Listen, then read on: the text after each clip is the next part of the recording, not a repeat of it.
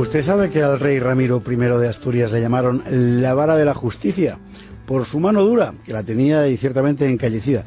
Esa mano dura la tuvo que aplicar Ramiro en el interior de su reino para reprimir dentro el auge de dos fenómenos inquietantes que aparecen en su momento, la magia y el bandolerismo. Quizá quiso también aplicarla a una audaz empresa reconquistadora, la repoblación de León, pero no le salió bien. Lo que sí le salió bien fue el embellecimiento monumental de Oviedo, con las iglesias del Monte Naranco, o sea, vara de justicia, pero vara piadosa.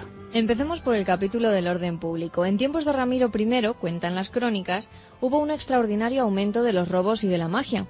Dos fenómenos distintos, sin duda, pero que coincidían en poner en peligro el buen orden interior. Los robos, porque extendieron por todas partes una intensa sensación de inseguridad. La magia, porque... ¿Por qué? Pues es interesante preguntarse por qué. Vamos a preguntarnos.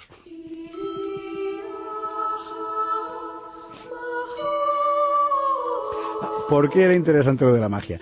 Cuando las fuentes altomedievales hablan de magia, uno tiende siempre a pensar en cultos precristianos. Al fin y al cabo sabemos que en el reino de Asturias había ciertas zonas apenas cristianizadas, la frontera vascona, por ejemplo, y otras muchas áreas donde pervivían determinadas prácticas rituales del viejo paganismo. Y también sabemos, por comparación con otros lugares de Europa, que las viejas creencias paganas habían ido degenerando hasta convertirse en una especie de supersticiones populares de tipo mágico.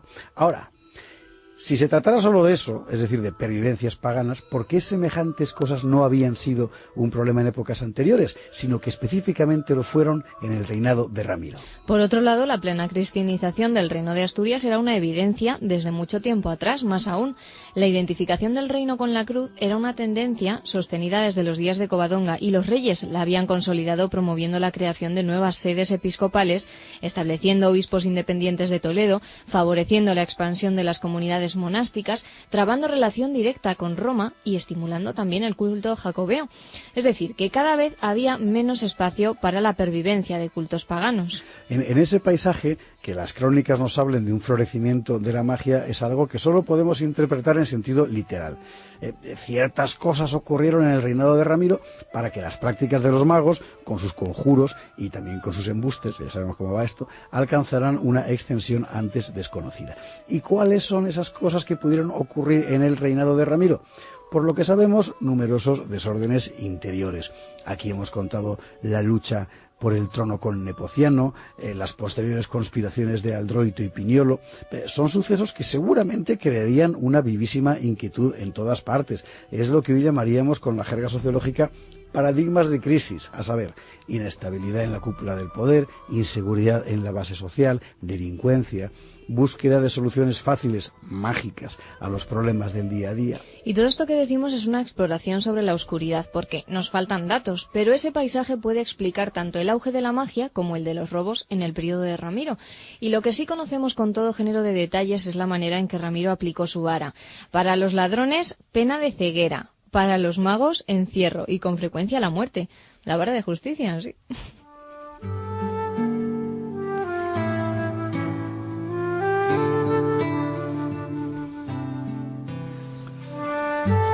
Bueno, y entre barazo y barazo, Ramiro tuvo una idea. Como Abderramán II andaba muy ocupado con las invasiones vikingas primero, ya las veíamos aquí el otro día, y con la revuelta de los Banu Qasi después, que eso lo veremos mañana, quizás era el momento de osar una jugada audaz. ¿Cuál? Repoblar León, y Ramiro se lió la manta a la cabeza. León, la vieja ciudad romana de la Legio Sétima Gémina, prácticamente despoblada desde los tiempos de Alfonso I. Repoblar León significaba establecer un punto fuerte desde el que proyectarse hacia el Valle del Duero.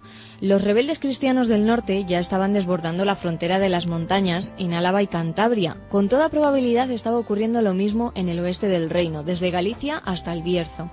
En ese paisaje, León no era importante como centro urbano, pero sí como baluarte estratégico que permitiría organizar el territorio aledaño sobre el eje del río Esla.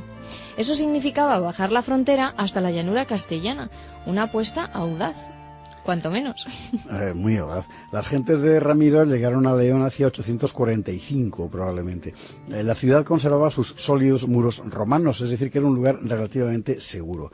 Y la repoblación debió ser muy rápida, lo bastante para que en 846 ya fuera de nuevo una ciudad viva.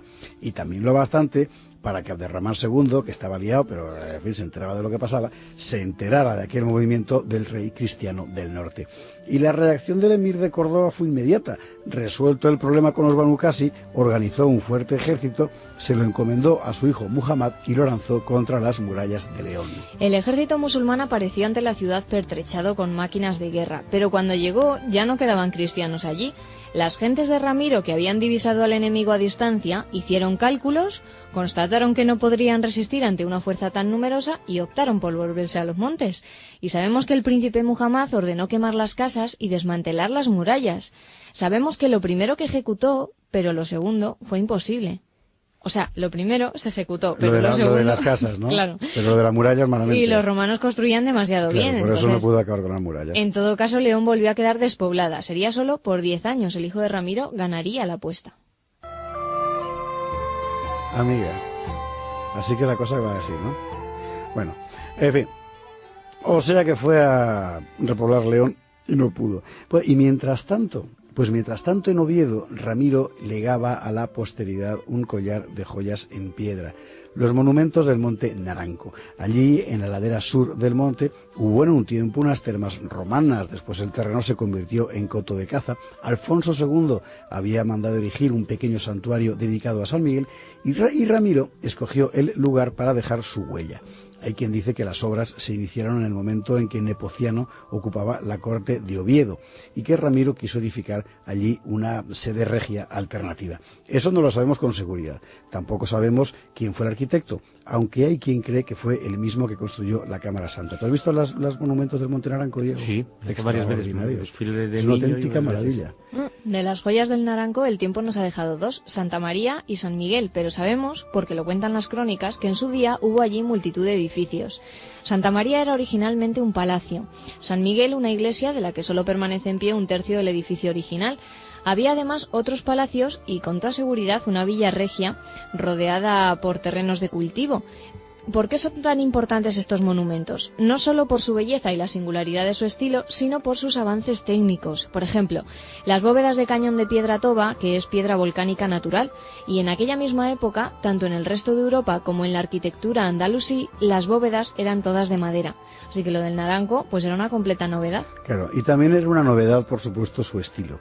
Porque en los edificios del arte ramirense hay muchas influencias visibles, bizantinas, romanas, orientales, carolingias, lombardas, y todo ello superpuesto sobre la tradición visigoda y astur. Claro, el resultado de la fusión es algo único, sin parangón. Y el estilo cuajó, porque no solo lo vemos en el Monte Naranco, sino también en otro monumento que está a 30 kilómetros de Oviedo, la iglesia de Santa Cristina de Lena, en el camino que lleva a León.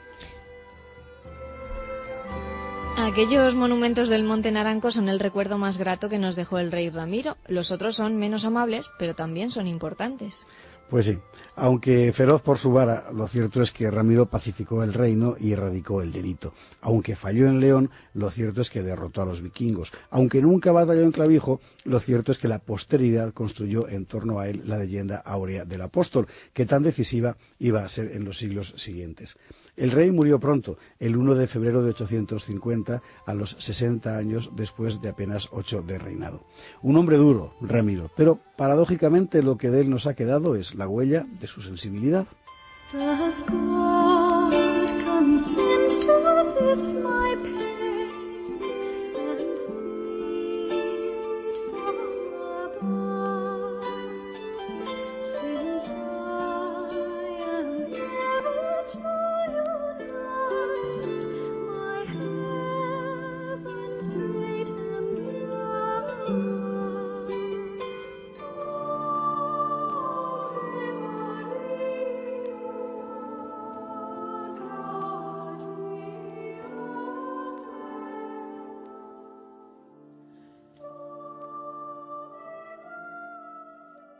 Establecer un punto fuerte desde el que proyectarse hacia el Valle del Duero. Los rebeldes cristianos del norte ya estaban desbordando la frontera de las montañas en Álava y Cantabria. Con toda probabilidad estaba ocurriendo lo mismo en el oeste del reino, desde Galicia hasta el Bierzo. En ese paisaje, León no era importante como centro urbano, pero sí como baluarte estratégico que permitiría organizar el territorio aledaño sobre el eje del río Esla. Eso significaba bajar la frontera hasta la llanura castellana, una apuesta audaz. Cuanto menos. Muy audaz. Las gentes de Ramiro llegaron a León hacia 845, probablemente. La ciudad conservaba sus sólidos muros romanos, es decir, que era un lugar relativamente seguro. Y la repoblación debió ser muy rápida, lo bastante para que en 846 ya fuera de nuevo una ciudad viva. Y también lo bastante para que Abderramán II, que estaba liado, pero en fin, se enteraba de lo que pasaba, se enterara de aquel movimiento del rey cristiano del norte. Y la reacción del emir de Córdoba fue inmediata. Resuelto el problema con los Banu Qasi, organizó un fuerte ejército, se lo encomendó a su hijo Muhammad y lo lanzó contra las murallas de León. El ejército musulmán apareció ante la ciudad pertrechado con máquinas de guerra, pero cuando llegó ya no quedaban cristianos allí. Las gentes de Ramiro, que habían divisado al enemigo a distancia, hicieron cálculos, constataron que no podrían resistir ante una fuerza tan numerosa y optaron por volverse a los montes. Y sabemos que el príncipe Muhammad ordenó quemar las casas y desmantelar las murallas. Sabemos que lo primero que ejecutó, pero lo segundo, fue imposible. O sea, lo primero se ejecutó, pero lo segundo... Lo de las casas, ¿no? Claro. Pero lo de las murallas, malamente. Y los romanos construían demasiado bien. Por entonces, eso no pudo acabar con las murallas. En todo caso, León volvió a quedar despoblada. Sería solo por 10 años. El hijo de Ramiro ganaría la apuesta.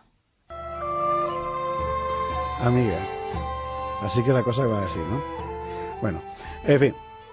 O sea que fue a repoblar León y no pudo. Y mientras tanto en Oviedo, Ramiro legaba a la posteridad un collar de joyas en piedra, los monumentos del monte Naranco. Allí, en la ladera sur del monte, hubo en un tiempo unas termas romanas, después el terreno se convirtió en coto de caza. Alfonso II había mandado erigir un pequeño santuario dedicado a San Miguel y Ramiro escogió el lugar para dejar su huella. Hay quien dice que las obras se iniciaron en el momento en que Nepociano ocupaba la corte de Oviedo y que Ramiro quiso edificar allí una sede regia alternativa. Eso no lo sabemos con seguridad. Tampoco sabemos quién fue el arquitecto, aunque hay quien cree que fue el mismo que construyó la Cámara Santa. ¿Tú has visto los monumentos del Monte Naranco, Diego? Sí, varias veces. Es una auténtica maravilla. De las joyas del Naranco el tiempo nos ha dejado dos, Santa María y San Miguel, pero sabemos, porque lo cuentan las crónicas, que en su día hubo allí multitud de edificios. Santa María era originalmente un palacio, San Miguel una iglesia de la que solo permanece en pie un tercio del edificio, ocurriendo lo mismo en el oeste del reino, desde Galicia hasta el Bierzo. En ese paisaje, León no era importante como centro urbano, pero sí como baluarte estratégico que permitiría organizar el territorio aledaño sobre el eje del río Esla. Eso significaba bajar la frontera hasta la llanura castellana, una apuesta audaz. Cuanto menos. Muy audaz. Las gentes de Ramiro llegaron a León hacia 845, probablemente. La ciudad conservaba sus sólidos muros romanos, es decir, que era un lugar relativamente seguro. Y la repoblación debió ser muy rápida, lo bastante para que en 846 ya fuera de nuevo una ciudad viva. Y también lo bastante para que Abderramán II, que estaba liado, pero en fin, se enteraba de lo que pasaba, se enterara de aquel movimiento del rey cristiano del norte. Y la reacción del emir de Córdoba fue inmediata. Resuelto el problema con los Banu Qasi, organizó un fuerte ejército, se lo encomendó a su hijo Muhammad y lo lanzó contra las murallas de León. El ejército musulmán apareció ante la ciudad pertrechado con máquinas de guerra, pero cuando llegó ya no quedaban cristianos allí. Las gentes de Ramiro, que habían divisado al enemigo a distancia, hicieron cálculos, constataron que no podrían resistir ante una fuerza tan numerosa y optaron por volverse a los montes. Y sabemos que el príncipe Muhammad ordenó quemar las casas y desmantelar las murallas. Sabemos que lo primero que ejecutó, pero lo segundo, fue imposible. O sea, lo primero se ejecutó, pero lo segundo... Lo de las casas, ¿no? Claro. Pero lo de las murallas, malamente. Y los romanos construían demasiado bien. Por entonces, eso no pudo acabar con las murallas. En todo caso, León volvió a quedar despoblada. Sería solo por 10 años. El hijo de Ramiro ganaría la apuesta. Amiga. Así que la cosa va así, ¿no? Bueno, en fin. O sea que fue a repoblar León y no pudo. Y mientras tanto en Oviedo, Ramiro legaba a la posteridad un collar de joyas en piedra, los monumentos del monte Naranco. Allí, en la ladera sur del monte, hubo en un tiempo unas termas romanas, después el terreno se convirtió en coto de caza. Alfonso II había mandado erigir un pequeño santuario dedicado a San Miguel y Ramiro escogió el lugar para dejar su huella. Hay quien dice que las obras se iniciaron en el momento en que Nepociano ocupaba la corte de Oviedo y que Ramiro quiso edificar allí una sede regia alternativa. Eso no lo sabemos con seguridad. Tampoco sabemos quién fue el arquitecto, aunque hay quien cree que fue el mismo que construyó la Cámara Santa. ¿Tú has visto los monumentos del Monte Naranco, Diego? Sí, varias veces. Es una auténtica maravilla. De las joyas del Naranco el tiempo nos ha dejado dos, Santa María y San Miguel, pero sabemos, porque lo cuentan las crónicas, que en su día hubo allí multitud de edificios. Santa María era originalmente un palacio, San Miguel una iglesia de la que solo permanece en pie un tercio del edificio original. Había además otros palacios y con toda seguridad una villa regia rodeada por terrenos de cultivo. ¿Por qué son tan importantes estos monumentos? No solo por su... Esto que decimos es una exploración sobre la oscuridad, porque nos faltan datos, pero ese paisaje puede explicar tanto el auge de la magia como el de los robos en el periodo de Ramiro. Y lo que sí conocemos con todo género de detalles es la manera en que Ramiro aplicó su vara. Para los ladrones, pena de ceguera. Para los magos, encierro y con frecuencia la muerte. La vara de justicia, sí.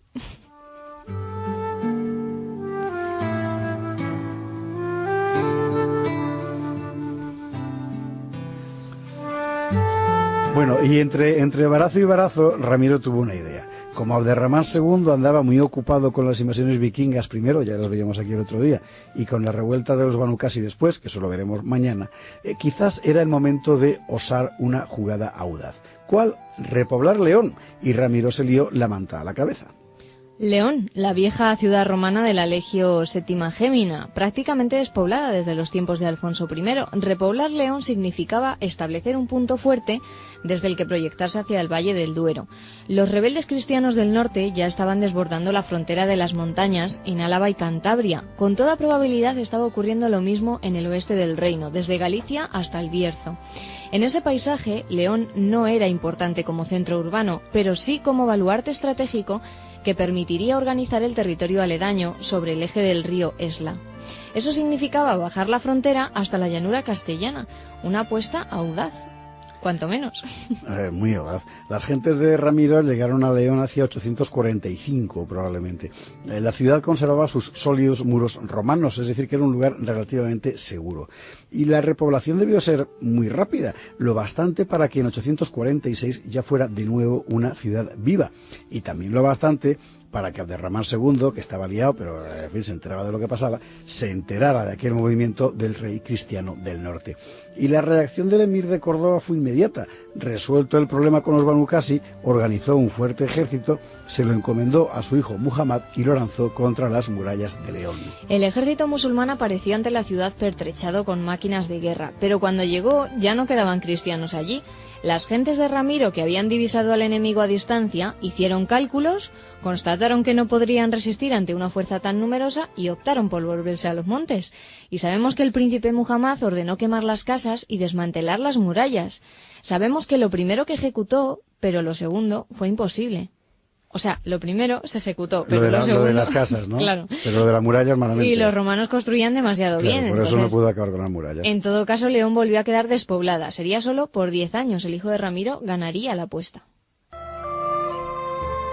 Amiga. Así que la cosa va así, ¿no? Bueno, en fin. O sea que fue a repoblar León y no pudo. Pues, y mientras tanto,